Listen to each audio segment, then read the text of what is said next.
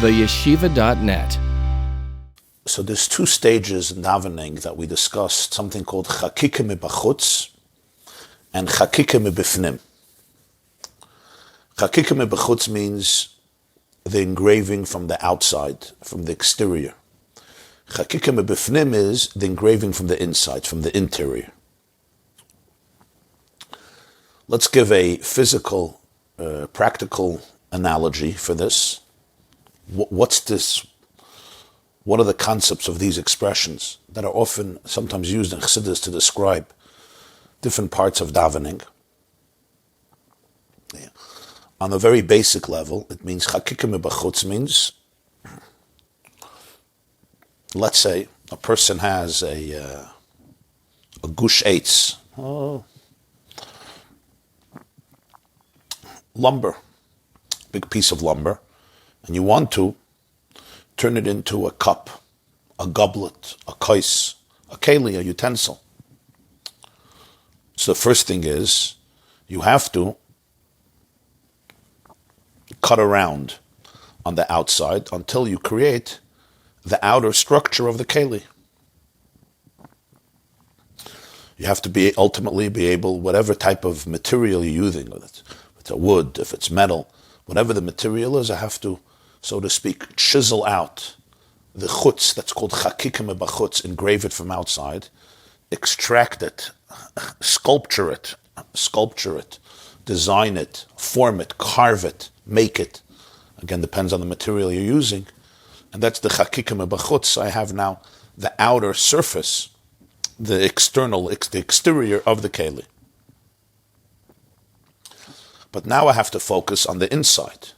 And that's called chakika mibifnim. Engraving it or carving it out, designing it, decorating it, finishing it from the inside, in which the actual substance for which I want to use it, whatever it is, whether it's a beverage, whether it's liquid, whether it's food, whether it's for another item, it should be usable in order to be able to put inside what I want to put inside. And the same is true also maintenance. Chakika mebachutz is rust gathers, chaluda, rust, chaluda banglet, rust. Rust gathers on the outside, so once in a while you want to polish it. Yeah. It gets dirty. The shine, the glitz is compromised, or there's rust. So chakika mebachutz is you maintain it, you polish it from the outside. That's the outside. But then there is maintaining and taking care of the inside. But it starts already right away when you make the keli. The first thing is you don't start with the inside. The first thing is you start with the outer structure, chakika mebachutz, and then you have chakika mebifnim. In davening also, you have these two stages, chakika mebachutz and chakika mebifnim. And he says chakika mebachutz, that's psuke de zimra. Chakika bifnim is going to be later in davening. What's the connection between psuke de zimra and chakika mebachutz?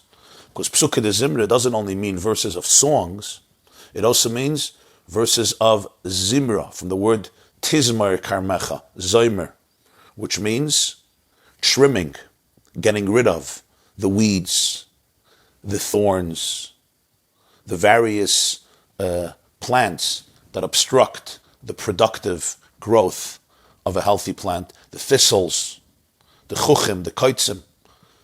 So psuke de zimra, the word zimra, zoimer, is where I trim, I get rid of, I cut, I uproot, I weed out all of the weeds that don't belong in the plant so that it should be able to grow.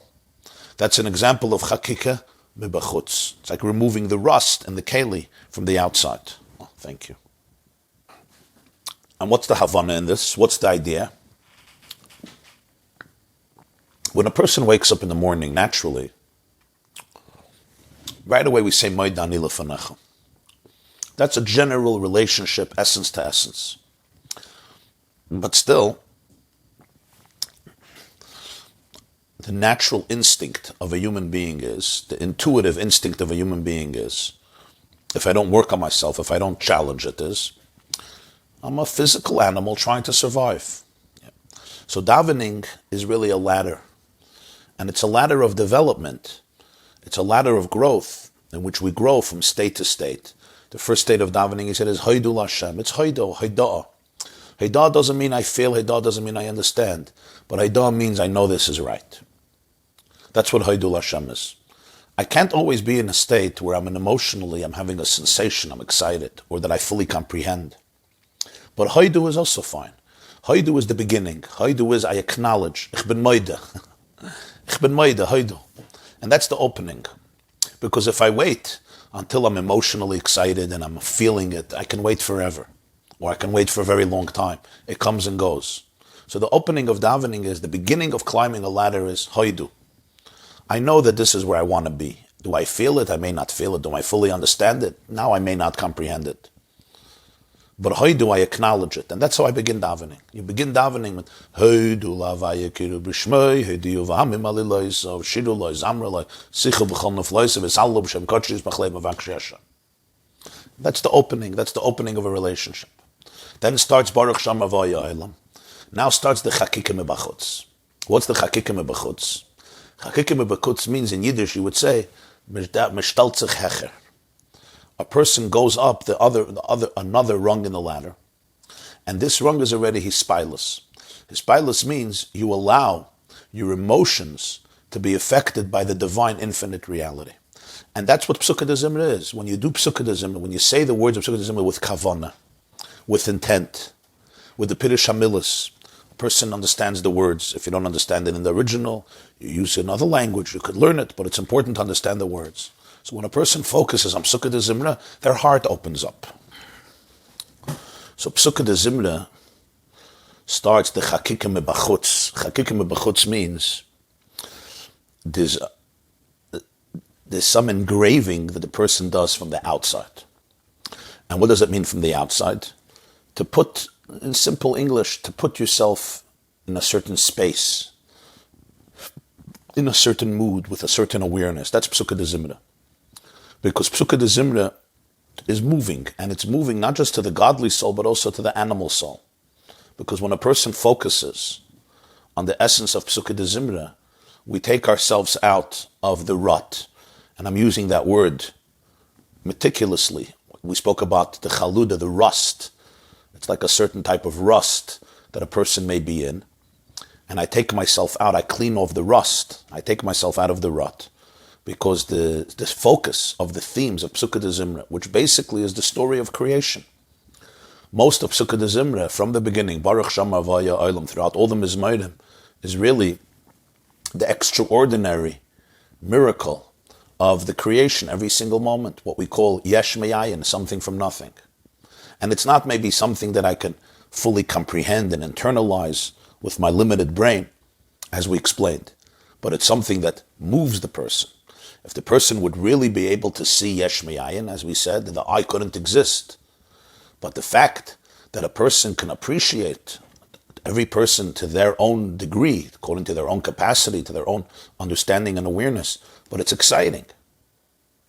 It's exciting to be able to become aware of the truth that do not take life for granted, do not take your biology for granted, do not take the planet for granted, do not take the cosmos for granted. So we say, for example, every single morning, we speak about the fact that Hallelujah, Hallelujah, Hashem and Hashemayim, Halu Bamroimim, Shemesh, Yereach, Koich V'yer, Shmei Hashemayim, Hallelujah, Hashem in Haaretz.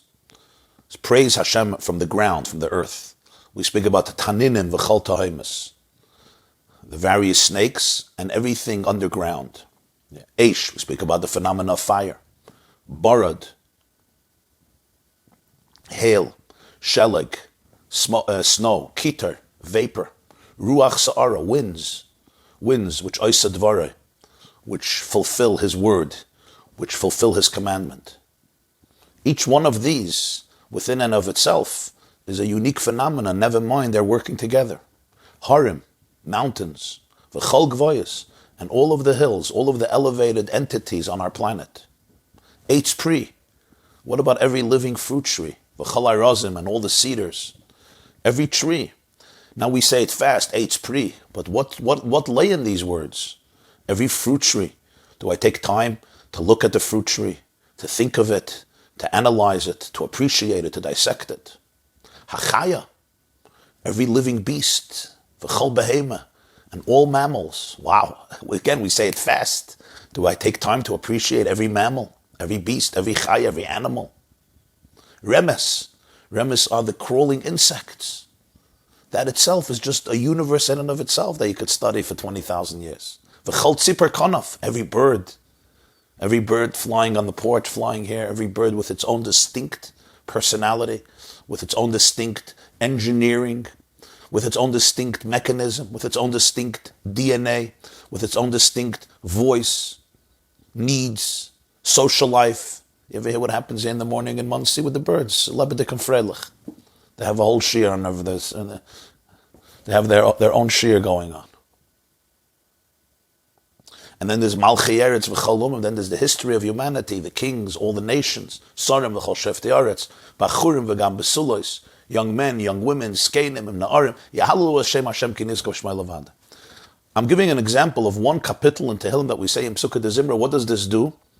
This uproots the weeds, the thorns, the thicket, the thistles that obstruct the growth of whatever plant it is. Again, Kisizmar Karmecha. It removes the rust, the rut, the sense of routine, the lack of gratitude, the feeling that I'm stuck. There's no renewal, there's no rejuvenation. What do you mean there's no renewal, there's no rejuvenation? Yeah. A guy once came to his rabbi and he says, or he was talking to himself, it's just an anecdote, and he was saying, I'm alone in the world. Nobody thinks about me. Nobody cares about me. Nobody protects me. Nobody's interested in me. Nobody even wants me. I'm just completely isolated and alone in the world. And nobody cares if I live, I die, I'm depressed, I'm happy, I'm sad, I'm sick. Nobody cares.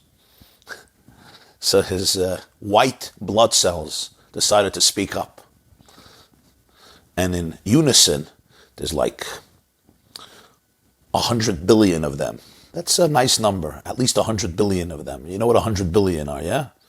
Not a million, and not 10 million, and not 100 million, and not 1 billion. 100 billion of them speak up and they say, what are we? Chopped liver?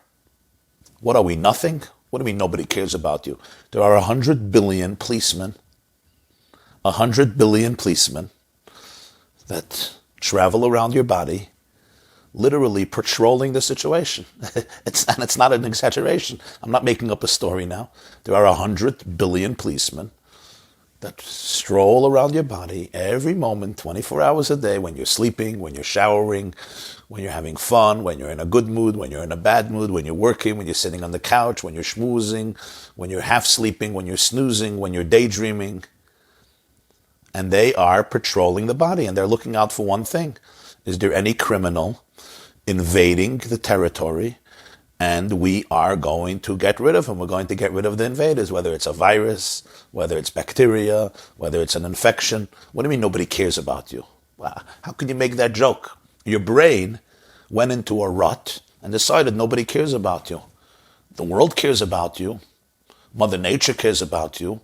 God cares about you. He employed only 100 billion white cells. I'm not talking about even the red cells, 37 trillion. I'm talking about the white cells, the police force, the shomrim, the security guards, Nituri Karta, the guardians of the city. Yeah. These are the types of things. Do I fully understand it? Do I fully comprehend it? Do I fully see the Elikus and the Yesh Me'ayin? I may not fully see it and detect it, but it's moving. It's inspirational. It's very hard not to get inspired from this. You could try. A person has bechira. But this is the type of thing, Psukkah de Zimra, it wakes you up, it opens you up to the heartbeat of creation, to the fact that there is a rhythm, there's a symphony. Don't be deaf to the symphony. You hear the Baron? There's a symphony. Don't be deaf to the symphony. That's what Psukkah de Zimra is. Become part of the symphony. The birds are singing. Why aren't you singing? The squirrels are singing. Why aren't you singing? The groundhogs are singing. The frogs are singing. Why aren't you singing? Everybody is singing. The trees are singing. The bushes are singing. The plants are singing. The animals are singing. The insects, the reptiles, the fish. Everybody is singing. The only guy who's depressed is me. You got to wake up and smell the coffee. You got to smell the coffee. You have to smell the coffee beans. You have to smell it. This is all part of the miracle of life. When we go into isolation, we detach from reality. So the person has to be brought back into reality. That's what Psukkah de Zimra is. Do I have it the first moment? The first moment I have Hoidu Lashem. I acknowledge. That's Hoidu. That's called Hoidah. But then comes Psukkah de Zimra. Psukkah de Zimra means two things. Again, music, the song, being part of a song, and automatically Zimra, weeding out, pruning, trimming, cutting, getting rid of all of the thorns and obstructions of my garden, of my vineyard, of my field, of my farm. Sizmar Karmecha. There's an amazing garden that you're part of, but the garden can have either insects that attack it, or thorns that obstruct it, or weeds that don't belong there. And you have to create that space. You have to remove that. And that's what Psukkah de Zimra does. And the truth is, when you daven, if even just to focus a few minutes on the davening with sincerity, the most important thing is the sincerity, the kavanah, the focus. Just tuning in, even a few minutes. I told you once a vart that the Lubavitcher Rebbe said. It says in Medrash, Hashem says, Pischu li kechudei shel machat, v'ani eftach lechem kepischei shel ulam. Hashem says, Pischu li kechudei shel machat, v'ani eftach lechem kepischei shel ulam.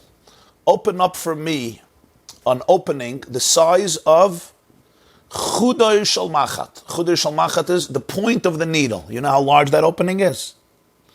Tiny, tiny little hole. The point of a needle. That's the size of the opening. And I will create an opening that is as large as Pischei Shalulam. What's Pischei Shalulam? The opening of the Ulam. The Ulam was the foyer, the corridor that preceded the Heichel, the inner sanctuary, which actually didn't have doors. It was a huge opening. It's discussed on the first Amid of Masechta Eruvin of Beis Amid Aleph. Pischei Shalulam. Wide, 20 yamas, tall, 40 yamas. Pischei Shalulam, Chalikas Rabbi Yehuda and the Chachamim about a Mavi, based on Pischei Shal Heichel or Pischei Shalulam. So you open for me, Chudei Shal Machat v'nevchem ke Pischei Shalulam. You create an opening that is Chudei Shal Machat. It's the size, the point of the size of the point of the needle. And I will create an opening like the door of the Ulam. So he said, what's the pshat? That Eibishter sagt Ayiden, gib mir 5 Minuten, aber die 5 Minuten sollen sein, nor meine. Hashem tells the Jew, all I'm asking for is 5 minutes. But those 5 minutes should be exclusively mine. It's like your spouse telling you, you'd ask your spouse, what would you rather? We go on a trip for 2.5 hours, but I'm on my phone the whole time. And between, bein gavra legavra, between text and text, between WhatsApp and WhatsApp, we'll get in some conversation. Or just a few minutes, but those a few minutes are exclusively yours. The quality. I'm asking for you an opening like the point of a needle. In other words, it could be 5 minutes, but those 5 minutes should be exclusively mine. Der Eibishter bet Ayid 5 Minuten, aber die 5 Minuten sollen sein nur meine. Those 5 minutes should be exclusively mine. I mentioned the other day that because of the corona, so unfortunately, shuls closed down right after Purim or shortly after Purim. So most people couldn't daven with a minyan. So obviously there's something sad about it. But like everything, there was a silver lining in it. And the silver lining in it is that sometimes the focus on the minyan, even though a minyan is a great mitzvah, and the Gemara describes tremendous virtues of davening b'tzibur, but nonetheless, sometimes in the process, like in every good thing, in the process, a person could forget the essence of davening. Because the main thing is, I'm part of the minyan, I have to catch up to the minyan. They're soon holding Baruch Hu, they're holding Krishma, they're holding Shemini Esrei. The core of davening is not the minyan. The core of davening is the relationship. The minyan is the icing on the cake. It's a beautiful icing, it's an amazing icing, but it's the icing on the cake. And if somebody has to choose between the cake and the icing of the cake, you have to remember the priority. The priority of davening is a relationship, a connection. Not chalila to minimize the value of a minyan, but to appreciate what a minyan is. If a person stands with a minyan and doesn't daven, it's not davening. If a person davens alone without a minyan, it may be a davening even if it's not tefillah b'tzibur. So the essence of davening is, he says, give me 5 minutes, but those 5 minutes should be exclusively mine. So when a person tunes in Psukkah de Zimra, even to the basic meaning of the words, which describes the miracle of life, the music of life, the symphony of life, everybody is singing, everything is singing every moment, because it was just created Yesh Me'ayin. You know, we Our moods are so powerful, our thoughts are so powerful that they put us in this rut. But if we would actually have an x-ray every moment of what's happening in our body, how could you be in a rut? Do you know what is happening every single moment for you to be able to think your depressing thoughts? Do you realize what's happening? Do you realize how much action, how much music? Do you realize the dance inside all of the 9 systems of the body? 70 trillion cells, 70 trillion cells kicking, alive, vibrant, dancing, literally dancing. You could take a look. They're literally dancing every single moment. To what? To enable life. This is the manifestation of God's will and wisdom and energy in your life. But my thoughts come and say, nah, you're in a rut, there's nothing happening, your life is a failure, you're a loser, you're depressed, you're despondent, you're dejected. Just surrender to the rut of life. How can you do this? So the white blood cells turn to the guy and say, what are we, chopped liver? What do you mean nobody cares about you? 100 billion little people care about you just because you can't see them with your naked eye. So open your eyes. Open your eyes and you see there's 100 billion little tiny creatures called white blood cells who don't stop protecting you and watching you. They came from nowhere, you think? They came from nothing. Who organizes 100 billion troops? 100 billion troops, 100 billion policemen. So why are you going to defund the police inside of you? You can't. You defund the police inside of you, you can't live anymore. And that's just the white blood cells. I'm not talking about the red blood cells. I'm not talking about all the other cells. So you're talking about 70, 50 trillion. They say the number is either 50 trillion, 70 trillion, 100 trillion. As far as I'm concerned, 50 trillion, 100 trillion is the same. Even 1 trillion is the same. I know what 50 trillion is, like I know what 100 trillion is, like I know what 1 trillion is, like I know what 100 billion is. But I know that it's a lot. But think about 50 trillion, and each one is designed, and each one is working, and each one is engineered meticulously, and each one is an expression of dazzling, intricate brilliance. And it's all dancing every single moment to enable life. That's Psukei de Zimra. Tune in to what's going on. This is Chakikim Ebechutz. This creates a certain engraving from the outside. It removes the animal soul from being in a rut of despondency, in a rut of depression, in a rut of melancholy, in a rut of just taking things for granted, which we call apathy, indifference. You know what apathy is? Lo ichpatli. You know what lo ichpatli, which is a form of depression. And this is an incredible, incredible idea in this Maamar, what Psukei de Zimra does. And you say, it doesn't work for me. It's not true, it does work for you. If you would be able, for a few minutes, Psukei de Zimra, remove the static and stop texting and stop thinking about the appointments and stop thinking about all the problems and stop thinking about everything you have to do. Not that there's no problems and not that you don't have to do anything and not that you don't have to pay bills and you're worried about this. But if for 5 minutes you could stop thinking about those things, because not that you shouldn't be thinking about those things, but you have to think about those things in context of the miracle of life. There's trillions and trillions of cells that are living and functioning in order to enable your thoughts.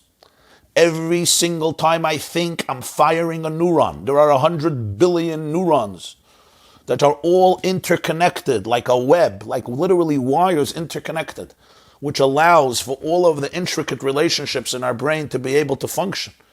Realize what is happening here. Somebody's doing this. This is a manifestation of a grand, divine, cosmic symphony, and that's just me. Now I look at the person near me, same thing, and the person near him. And that's just in the human race, 7.7 billion people. Now look outside of yourself. Can you look at the deer in front of you? That's what we say, Hachaya v'chol behema. Don't take the deer for granted, or the gazelle, or the bird. And altogether there is a large, infinite, cosmic, divine symphony that plays. And Psukei de Zimra means tuning into that song. That's why it's called Zimra song. And when I can tune into that song, it uproots, it removes, it weeds out, and it prunes. It's the act of pruning, of literally tearing out the grasses and the thorns that are obstructing the growth, which means the rut that can take over my animal soul and my divine soul remains imprisoned and puts me to sleep. It drains my energy. It depletes my energy. It makes me feel that I'm lost. It makes me feel that there's no promise, that there's no hope. And those who are sensitive people, naturally their thoughts often go there. Yosef das, Yosef machav, because there is pain in the world, there is confusion in the world, there is uncertainty in the world. There's a famous writer in Israel. I met her here. She was here, Sukkot. She came to my house. Her name is Sivan Rahav Meir. She's a very special woman, an extremely intelligent woman. She and her husband, Yedidei Meir, their last name is Meir. They're both experienced and very well-known writers in Israel. She writes a weekly column for Diyat Achronot. He writes a weekly column for Besheva. She is a news reporter, a broadcaster in Israel. She has weekly classes. She's a very popular figure in Israel as well as her husband. And they're both, she's a Bal Tshuva. She came back to Yiddishkeit at a later point in life. They wrote quite a few books. Very, very fine people. Intelligent and deep. And they love their people. They love their God and they love their people. So I was reading her column. Somebody sent me her column from last week. So she writes that she came a few years ago. She went to give a lecture in a center called Shefa in Yerushalayim. This was the institute of Rabbi Adin Steinsaltz, Rabbi Adin Even Yisrael. So after the lecture, somebody asked her if she would like to meet Rabbi Adin Steinsaltz, Zechrono Levrach, who just passed away last Friday, 2 Fridays ago. So she said sure, and she went into his office, and they had a conversation. So he was also a Bal Tshuva. He's from the 1950s, a generation before her. So So she writes that he told her that now that you're already a Bal Tshuva, we can discuss things in a very raw and authentic way. He says, people think they become Balei Tshuva and it removes their questions. He says, no, it doesn't remove their questions. It just transports the small questions into the big questions. Instead of asking small questions, you start asking big questions. Instead of asking, he says, childlike questions, you start asking more mature questions. It's not that you get rid of the questions of life. It's that the nature of the questions change. The questions are there. But instead of asking small, immature, primitive questions, you ask larger questions, more existential questions. That's what you grapple with. It was a profound insight because what he was saying basically is, life is full of mysteries. We never really have it down pat. We never grasp it all. We never really see the full picture. We never have the bird's eye view and understand all the pain. Of course not. But I have to choose what type of questions I'm asking every day. Am I asking the question of where's going to be the next distraction? What's going to be the next vacation? What's going to be the next outing? What's going to be the next source of entertainment? Or am I asking greater questions, grander questions, larger questions, more authentic questions? Questions that ultimately affect the universe, questions that affect humanity, questions that represent my aspirations, my idealism, my striving to be able to touch the texture of life in a profounder way.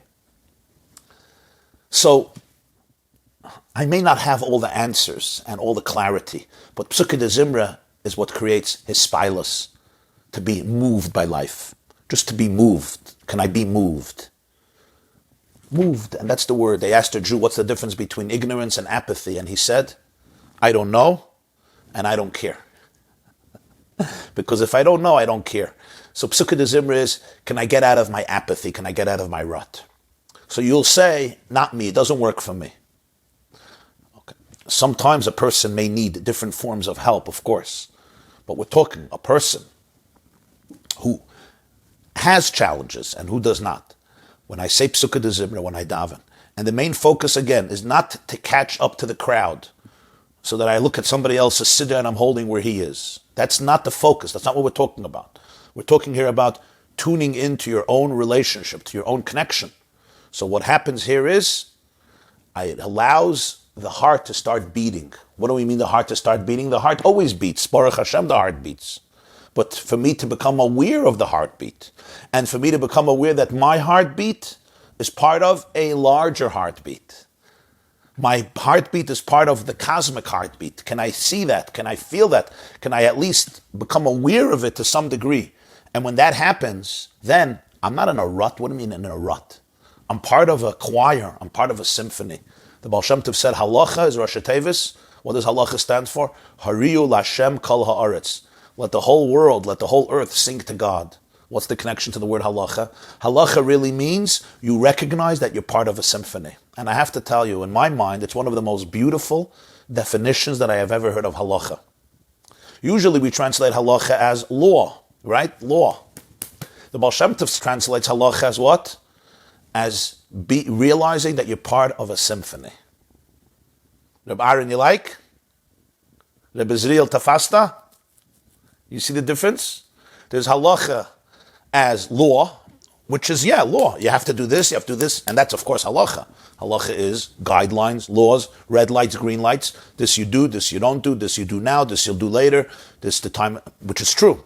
But that's the external dimension of halacha. What is the pnimius of halacha? Remember, halacha is joining the dance, synchronizing your life with the divine rhythm that vibrates through the cosmos. I'll say that again, for those of you who have poetic souls. Synchronizing your life with the divine rhythm that vibrates through the cosmos. That's what it means. So the sun rises, the halacha says, I say Krishma, I daven. The sun sets, I say Krishma, I daven. Whether it's Shachas, whether it's Mincha, whether it's Maidev, whether it's Krishma, whether it's Tefillin, whether it's Tzitzis, whether it's Shabbos, whether it's Yom Tov, whether it's Matzah, whether it's Shofar. Halacha basically means, Hariyu Lashem Kala Aretz. You're not an isolated creature living in a cocoon, living in a vacuum, alone in the world, and your brain, Nebuch, trying to figure it out. How are you going to be successful? How am I going to manipulate? How am I going to control? How am I going to deal with this issue, with that issue? What am I? I am part of a miracle. I'm part of a symphony. And every person is an instrument in Hashem's symphony. What does Rabbi Yehuda Halevi sing? Ani kinor l'shirayich. In the famous poem that he writes about his relationship to Yerushalayim and Eretz Yisrael. Tzion, haloisish ali l'shloim asirayich. Zion, will you not inquire about the welfare of your children who are in captivity? Rabbi Yehuda Halevi, living in Spain in the 11th and 12th century, writes a poem that we recite each year on Tisha B'Av. And there he says, when I dream of returning to Tzion, ani kinor l'shirayich. I am a harp for your melodies. Of course, Nami Shomer paraphrased the words of Rabbi Yehuda Halevi in the famous song, Yerushalayim Shel Zahav. Yerushalayim Shel Zahav. So she says over there, but it's from Rabbi Yehuda Halevi, that I am a harp for your melodies. So every human being is a harp. Every human being is a musical instrument. That's where the string theory comes in, through which the divine symphony vibrates. It vibrates through me. And every single one of my cells is part of that symphony. That is what Psukkah de Zimra is. That's why it's verses of song. Now you'll say you've been davening all the years. Who speaks about symphonies? But really, look at the words. You'll see that's what the whole Psukkah de Zimra is, from the first word to the last word. And that's why song is such a prevalent theme there. It's called Zimra. Baruch, and we start off, Baruch Sha'amar v'haya ha'olam. Blessed is the one who spoke, who said, and the world came into existence. In other words, the whole world is pulsating divine energy. Baruch HaMavayisa, Baruch HaYisrael Mekayim, Baruch HaYisrael V'reishus, Baruch Merachem Al Aretz, Melech Muhulo Batishbachis, and we end off, took them in a sandwich between two brachas, Baruch Shem, and the last one is, Yishtabach Shimcha La'ad Malkeinu, Akel HaMelech HaGadol, and we say, Ki L'chan Na Hashem Elokeinu L'keveseinu Le'elam V'ad. Yeah, now listen to these words. People don't tune in. Shir ushvacha, halel v'zimra, oizum emshala, netzach dula, gvura, tiferes, dusha, malchus, brachas, v'hidayas. I think it's just words, words, words. This is all a description of a divine symphony. It's appropriate when I observe what's happening in the world and in my world and in nature. It's appropriate. Shir, to start singing. Ushvacha, to extol, to praise. Halel, to celebrate. V'zimra, to dance. All of these emotional vibrations are appropriate. And then how do you finish? These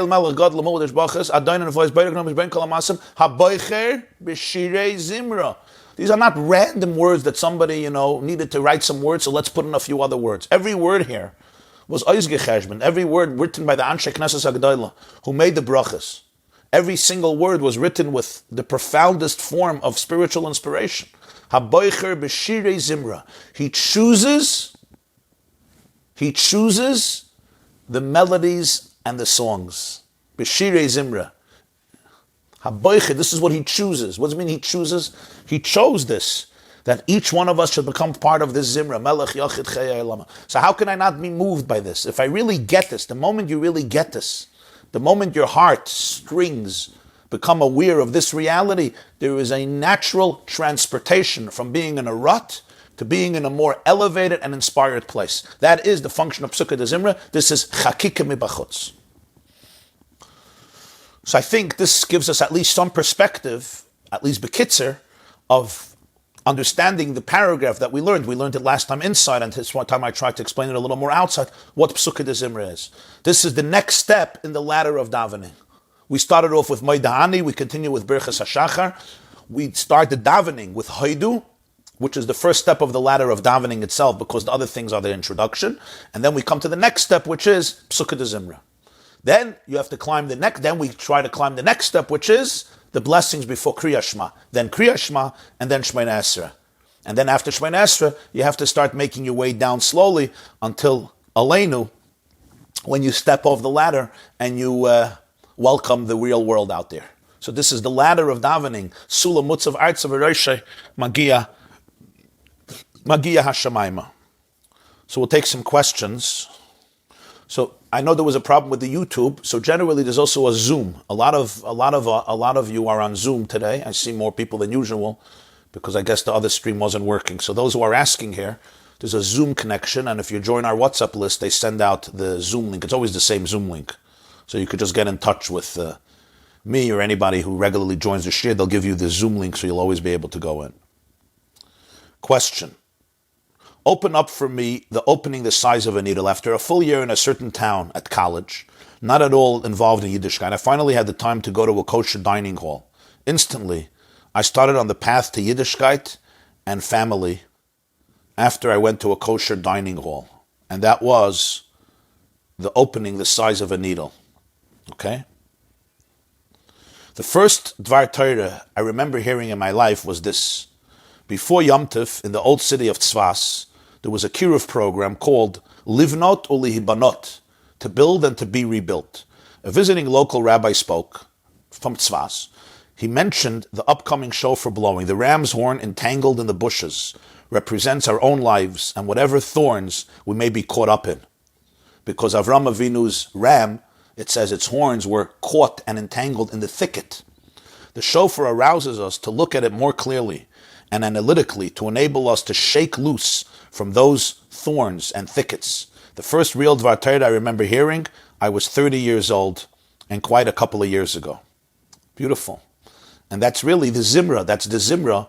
There's an expression in the Navi Yeshaya, Zamir Aritzim, to prune those powerful forces that entangle us and bring us down, which are thoughts. It's basically thoughts. It's the thoughts that come into my brain and give me all these messages. I'm sick, I'm a loser, I'm unsuccessful, I'm wasting my time, I'm not accomplishing anything. All these types of thoughts, and so many different types of thoughts. I'm alone in the world, it's never going to be good, I can't get anything together. I'm just defeated by life. It's the feeling of being defeated by life. I think that's what it is. And the truth is, when sometimes people at midlife or a little older, they just feel defeated, you know. Some people today, even when they're very young, but sometimes when you're young, you have this energy, and then later, you know, people become defeated by life. It's just, I surrender, and I live a life of quiet desperation. And Psukkah de Zimra says, you cannot stop singing, you cannot stop dancing. And the truth is, it's not you cannot. There is a part of you that's always singing and dancing. You wouldn't be alive without that dance. You are a dance. You are God dancing in this world.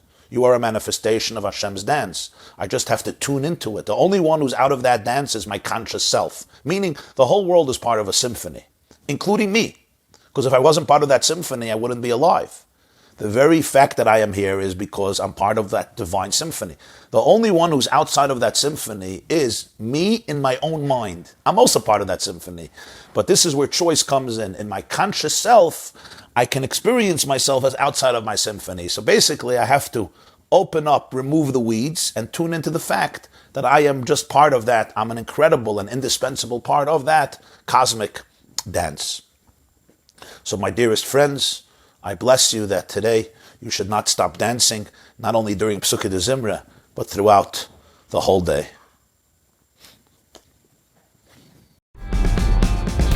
This class is brought to you by theyeshiva.net.